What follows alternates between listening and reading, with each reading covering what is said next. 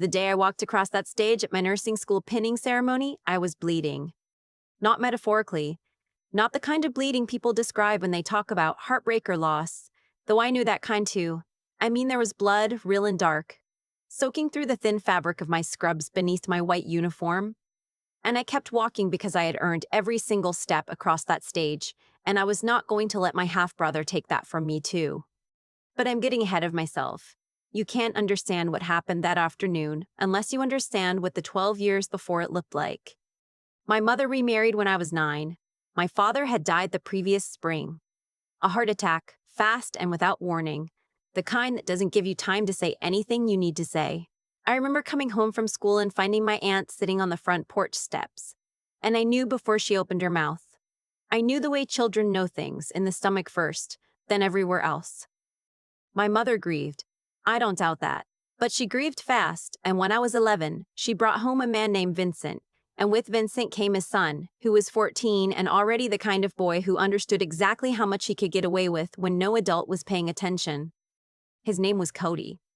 Cody was handsome in that easy, forgettable way. Brown hair, good teeth, a laugh that made grown-ups think he was charming. Teachers loved him. Teachers loved him. Neighbors waved at him from their driveways.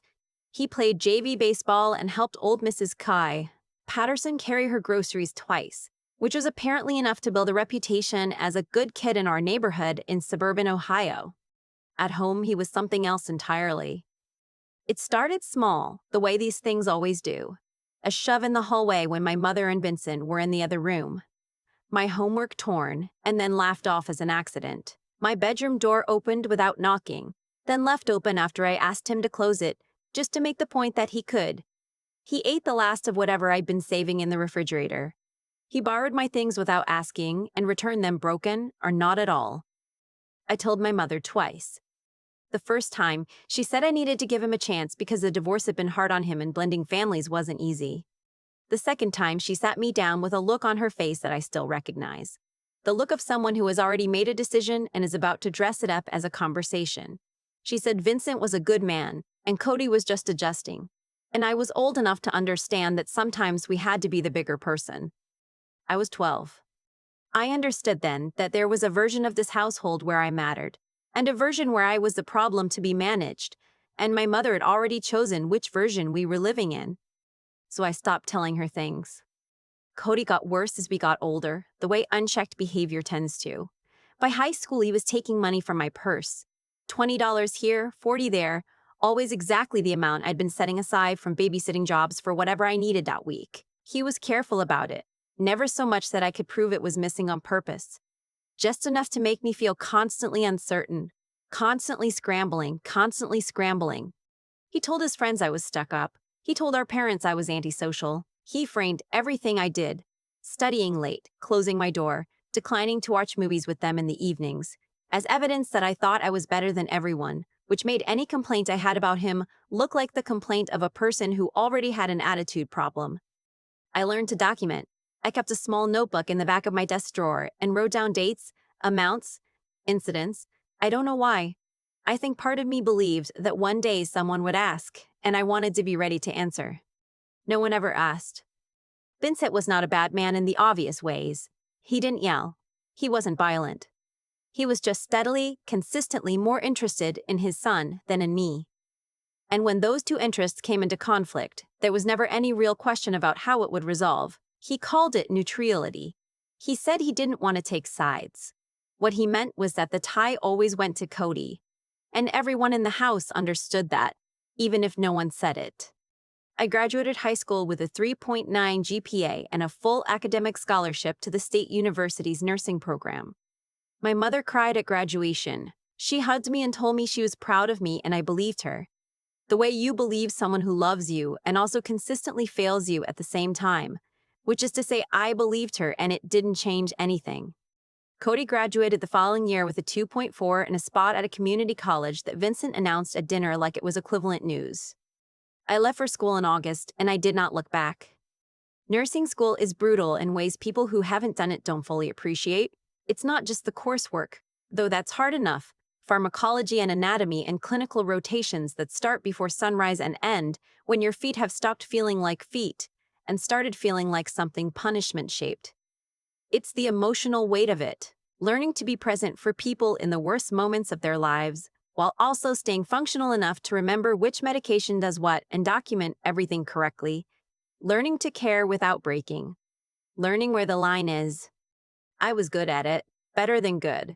My clinical supervisor told me at the end of my second rotation that I had instincts she'd only seen in nurses with 20 years of experience, and I held on to that sentence for a long time afterward, took it out and looked at it on hard nights. I also, somewhere in the middle of my junior year, fell in love. His name was Marcus. No, wait. His name was Theo. No. Let me get this right because it matters. His name was Cole. He was a second-year medical student, and we met in the hospital cafeteria at 6 in the morning when we were both reaching for the last sleeve of oatmeal packets, and we both refused to let go. And we stood there for a moment just looking at each other until he laughed, which was the right response, and I let go and bought the coffee instead. We dated for 8 months. He was smart and kind and genuinely funny, and he believed in my career the way I wanted someone to believe in it. He came to my apartment on hard nights with takeout and didn't ask me to perform happiness when I didn't have it. He met my mother once at Thanksgiving and spent the drive home very carefully, not saying anything critical about her, while also making it clear through his silence that he had noticed everything I had spent years trying not to notice. I found out I was pregnant in February of my senior year. I sat in my apartment bathroom for a long time after I looked at the test. A long time. I ran through the math in my head. My graduation was in May. My pinning ceremony was in April. My licensure exam was scheduled for July. I had a job offer at a hospital 40 minutes outside Columbus that I had been excited about for 3 months. I ran through all of it, and then I ran through it again, and I thought about what my mother would say and what Cole would say and what it would mean and what it wouldn't mean. Cole and I had been good. We had been genuinely good. But we'd been having the conversation for weeks about the fact that he was applying for residency and the match might take him anywhere in the country, and I had this job and this life I'd been building here, and neither of us had said out loud what that might mean. The pregnancy landed in the middle of all of that uncertainty like a stone through glass. I told Cole that same evening. He was quiet for longer than I expected, and then he held my hand and said he was in whatever I decided, which was the right thing to say, but also not quite an answer to the question I hadn't been able to ask yet. We talked for 3 hours. By the end of it, we had decided together to continue the pregnancy. We weren't sure exactly what the shape of our future looked like, but we were going to figure it out. I was 11 weeks along when my mother called to tell me she was planning a big family dinner to celebrate my upcoming graduation. By family, she meant her and Vincent and Cody, who had apparently dropped out of community college and moved back home, which was the first I'd heard of it. I said that was fine. I did not tell her I was pregnant. I wasn't ready. I hadn't told anyone outside of Cole and my closest friend from school, a woman named Bridget who had been my clinical partner for 2 years and who cried and then immediately started making a spreadsheet of things we needed to prepare for. Bridget was the only person I trusted with this. She's the kind of person who shows up, which is rarer than you'd think. The family dinner was on a Saturday. I drove the 2 hours home, and when I walked in the door, my mother hugged me and told me I looked thin and asked if I was eating, which I found privately funny given the circumstances. Vincent shook my hand. Cody was on the couch watching basketball and didn't get up. Dinner was chicken and potatoes and a salad my mother had put real effort into, and for the first 40 minutes it was almost fine. My mother asked about the job offer, and I told her about the unit and the shift schedule, and she listened with real interest. Vincent asked about the licensing exam, and I explained the process. Cody ate and said nothing. Then Vincent mentioned, over dessert, that Cody was thinking about going into real estate. He said it the way people say things they expect to be celebrated, leaning forward slightly, waiting for the room to respond. I said that sounded interesting. Cody looked at me across the table with an expression I knew from years of practice. He was waiting to see what I thought was funny. He was waiting for something he could use. He said, "Must be nice to have everything handed to you." I put my fork down. My mother said, "Cody." He said, "I'm serious. Full ride scholarship, job lined up before you even graduate. Some people have all the luck." I said, "I worked for those things." He said, "Right." Just the one word, with that particular flat affect he'd perfected, the one that made everything he said sound like a joke you weren't supposed to be offended by. My mother changed the subject. Vincent refilled his coffee. I sat there and breathed and did the thing I had been doing my whole life in that house, which was deciding what the cost of responding would be and deciding it wasn't worth it. But something was different that night, and I didn't know what it was yet. I drove home with my hands tight on the wheel. I called Bridget when I got back to my apartment, and I told her what Cody had said, and she was quiet for a moment. And then she said, "You know you don't have to let him do that anymore, right? You're almost done. You're almost done. You're almost out." She was right. I knew she was right. I just didn't know what not letting him look like in practice. 3 weeks before my pinning ceremony, I started to have pain. Low and cramping, the kind that made me stop mid-sentence during a clinical shift and press my hand flat against my stomach, willing it to settle. I called my OB, who brought me in immediately. I was losing the pregnancy. They told me the medical term for it, and I listened to them say the words, and I understood them, and I also couldn't process them as real. It was a threatened miscarriage, not yet complete, and they told me I needed to rest and monitor, that some pregnancies stabilized and some didn't, and I should come back in 48 hours. I called Cole from the parking lot. He came immediately. He drove 4 hours that night and slept on my couch and took me back to the appointment himself. The cramping had not gotten worse, and the doctor said cautiously that things were holding. But cautiously, and I should avoid stress and heavy lifting and anything strenuous. Stress. She told me to avoid stress. I went back to my apartment and I lay on my bed and I stared at the ceiling for a while. Then I got up and called Bridget and told her everything, and she listened, and when I was done she said, "What do you need?" I said I needed to finish what I had started. The pinning ceremony was in the main auditorium of the university's health sciences building. It's a tradition in nursing, a formal event where faculty pin each graduate in recognition of their commitment to patient care. A holdover from Florence Nightingale, The Lamp, all a bit. My program director, Dr. Waverly, had organized the whole thing, and she'd been in my corner since my first rotation when I stayed 2 hours past the end of my shift to sit with a patient who didn't have family coming. She knew I was having a hard few weeks. I hadn't told her exactly why, but she'd noticed I was moving more carefully, resting when I could. And she had that particular quiet awareness that the best medical professionals have, the ability to see without asking. I had not planned to invite my family to the ceremony. I had told my mother about it, and she'd said she wanted to come, and I said that was fine, and I had assumed by family she meant herself and maybe Vincent. She meant all three of them. I saw them as I was waiting in the backstage area with the other graduates. Through the gap in the curtain, I could see my mother in a blue dress I didn't recognize, and Vincent beside her in a sport coat, and Cody in jeans and a shirt that wasn't ironed, sitting at the end of the row, scrolling through his phone. I had told the event coordinator to have security present. I hadn't explained why. I'd said I had an estranged family member and I was not sure how the evening would go, and she had nodded and said she'd make sure someone was stationed at the entrance. What I had not accounted for, because I could not have anticipated it, was that Cody would wait until the moment my name was called. He let 50 people get pinned before me. He sat in his seat through almost the entire ceremony. Through the opening remarks from Dr. Waverly and the remarks from the dean and the recognition of faculty. Through all 49 names before mine. I can only imagine what was running through his head during all of that. Resentment, probably. The particular acid of watching someone you've spent years diminishing stand at the front of a room being recognized. Sylvie Marchetti. That was my name. My full name. The one my father had chosen. Sylvie, after his grandmother who had emigrated from France and worked in a textile factory in Massachusetts and raised 5 children without ever learning to stop. I was named for her. I have always tried to be. I walked to the center of the stage and Dr. Waverly stepped forward with the pin, and I felt the room, the warmth of it, all the people who had made it this far alongside me, and I thought, just for one moment, that I might cry. Cody stood up. He didn't say anything at first. He just stood, which was enough to make heads turn, enough to create that particular uncomfortable silence when a crowd doesn't know yet if something is happening or not. Then he pushed past the people in his row and started toward the side of the auditorium, where the stage stairs were. The security coordinator moved, but she was at the back of the room, and Cody was fast, and the stairs were right there. He got onto the stage. He was across in seconds, and what happened next happened very quickly and also in a way that I remember as almost slow, The way your mind does when it's trying to record something it doesn't have a category for.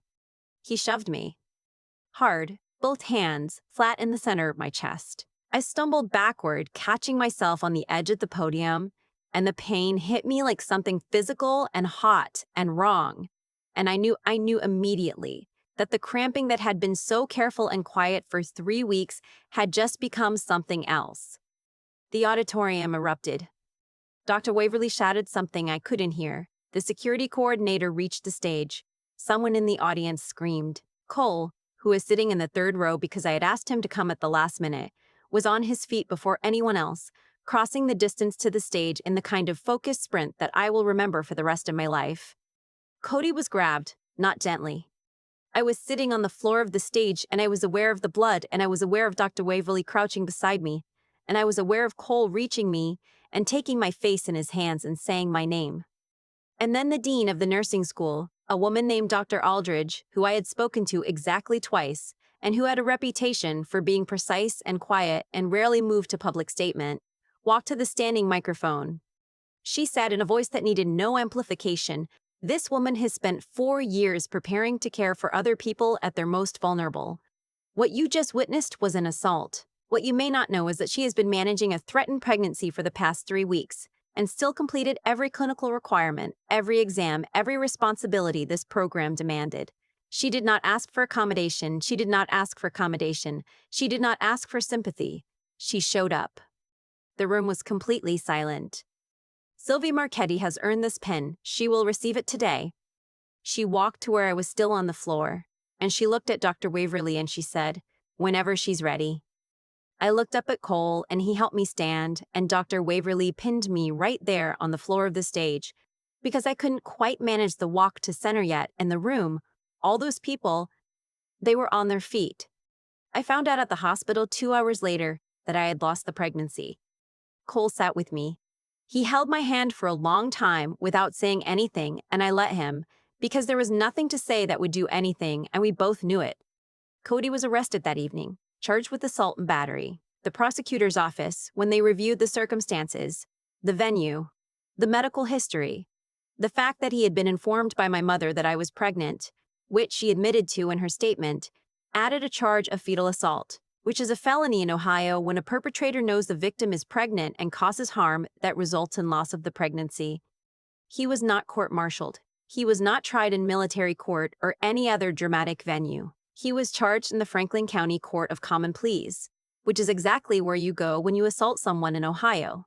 And he faced exactly the penalties that Ohio law provides for exactly that crime, which turned out to be substantial. Vincent hired a lawyer. My mother called me twice. I did not answer. The trial was 8 months later. I was not asked to testify beyond my initial statement, but I went. I sat in the gallery in my scrubs. I'd come straight from a shift at the hospital where I had been working for 4 months by then. The job I'd accepted in January. The one I'd been excited about. And I watched the proceedings with the kind of quiet that I'd spent years practicing. Cody pleaded guilty 2 days into the trial. His lawyer had apparently told him the evidence was overwhelming, which I had not been certain would matter to him, but it did. He was sentenced to 4 years. The judge, when she read the sentence, looked directly at the defense table and said that what had occurred was not a moment of poor judgment, but a deliberate act carried out in front of witnesses in a public venue against a person who had done nothing to him, and that the law existed precisely for moments like this. I went back to work the next morning. I called my mother that night for the first time since the hospital. I told her I loved her. I told her I also could not have her in my life in the way things had been, and that if she wanted a relationship with me going forward, it would need to look different from what it had looked like before, and I would need time to figure out what different meant, and she might need time to figure out what different meant, and she might need time too, and that was okay? She cried. I let her. When she was done, she said she was sorry, and I believed her. And I also knew that sorry was a beginning and not an ending, and that we were both going to have to figure out what came after it. Cole matched at a residency program in Cleveland, 45 minutes from my hospital. We did not have a plan, and we did not pretend we had a plan. And we drove to Cleveland one weekend in November and walked around the neighborhood near the hospital where he'd be working. And I found a coffee shop I liked. And we sat in it for 3 hours and talked about ordinary things and some not ordinary things. And when we got back to the car, he asked if he could hold my hand on the drive home. I said yes. Bridget threw me a party the week I'd passed my licensing exam. She made a cake that said SYLVRN on it in uneven blue frosting and invited 6 people from our cohort, and we sat in her backyard until it was dark, and we talked about everything that had happened and everything that hadn't happened yet. At one point, someone asked me if I ever thought about quitting. During the pregnancy, during the trial. Had I ever thought about walking away from nursing? I thought about it for a moment, genuinely. I said no, not once. There were days I thought about quitting Cody, about quitting my mother's version of our family, quitting the story where I was the problem, quitting the idea that I owed any part of my peace to people who had decided a long time ago that my peace was negotiable. But the work? The part where I walk into a room and someone is afraid and I know how to help. I never once thought about quitting that. I earned this. I started earning it when I was 9 years old and sitting on the front porch steps, knowing something was wrong, learning to keep going anyway. I earned it through every stolen $20 and every closed door and every dinner where I put down my fork and breathed and decided it wasn't worth it. I earned it on the floor of that stage with blood on my scrubs and Dr. Waverly's hands steady in front of me. The pin is on my badge lanyard. I wear it every shift. My father named me for a woman who came to a new country with nothing and made something anyway.